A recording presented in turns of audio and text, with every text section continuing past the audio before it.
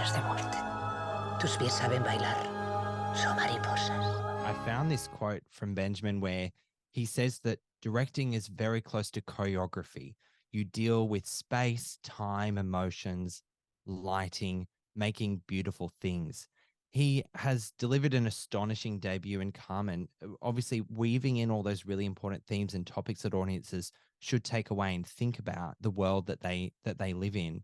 What was it like working with him, not only as the choreographer, but as the director? What sort of collaboration did you have with Benjamin? It was such a beautiful thing because from the beginning, I jumped on this project in 2018. So Mhm.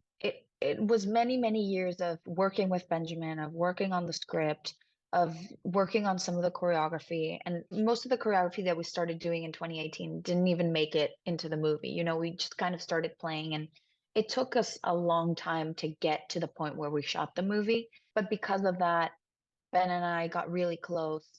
And what I loved about him from the beginning is that he always made me feel like my voice mattered to him, you know?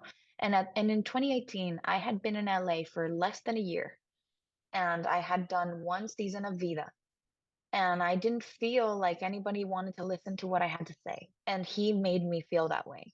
He would like ask me what I thought about the script, what I thought about like how Mexico was portrayed, what I thought about like her life in Mexico before going to the US and like all of that. And I would tell him like this is what I think and this is what I wouldn't like to see. And he'd take all my notes and then he'd like be like, okay, now what do you think of this? And that's how we would work on it, and the script completely transformed, and he continued to be that way on set too. He was always Mm. like listening to us and trusting us and letting us improvise. He's really present, and I think it's his dance background. You know, he's kind of like waiting for the spark, or waiting for the best idea, or waiting for the magic. And he was so fun on set because he created this energy. He would always be playing music for everyone, you know, I love during, you know, that. between setups, he had this playlist and he would play. And so there was like always like this lightness to what can be very heavy work. Mm. He was like a kid in a candy store, you know, like he was so excited all the time to get to be doing his first movie that had taken him so long to get to. And it was just a beautiful experience. Like I would work with him again in a heartbeat. I love how much you nurtured with the experience with him all the way back in 2018, which when you think about it, doesn't that just blow your mind? Like that was feels like an Yeah, age ago.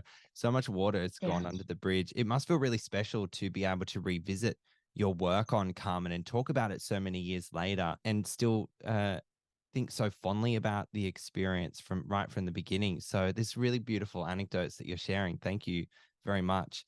Now, Carmen, the character has aspirations of freedom and liberty. What else is she seeking in this movie? I think she's finding herself, Mm, you know, finally, without the weight of what she's had to live her whole life, of having to like stay in a place out of loyalty for her mother. I think her mother at the beginning makes a beautiful sacrifice and gives her her freedom, gives her her wings, you know. And it's and this wing metaphor is something that like is present throughout the movie, because Carmen is a character that floats. You know, she's kind of moving through the world, not completely touching the ground, is what I was trying to like convey with her, because I think that's yeah. what, when you see someone that moves with that freedom in the world, it's very attractive and it's very sensual and it's magnetic. And I know that Carmen, the iconic character, is known for that. So I was trying to figure out what that meant to me.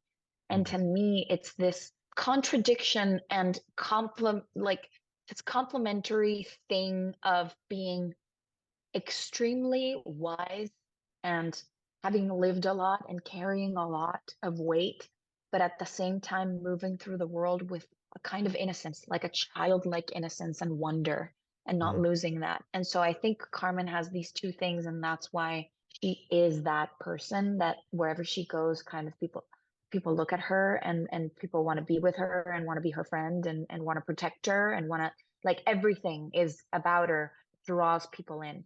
It was such a beautiful experience for me as an actor to get to portray a character like that, and to have to, you know, really think about the pressures of portraying a character that's been played by so many like great actresses before me, what is my version of that going to be? Well, thank you for sharing your version. You mentioned about how people want to be with her, and Carmen's really funny. She's got a funny side as well. I really liked the little moment where there's an encounter she has with a man who wants her to run away with him and leave Aiden behind.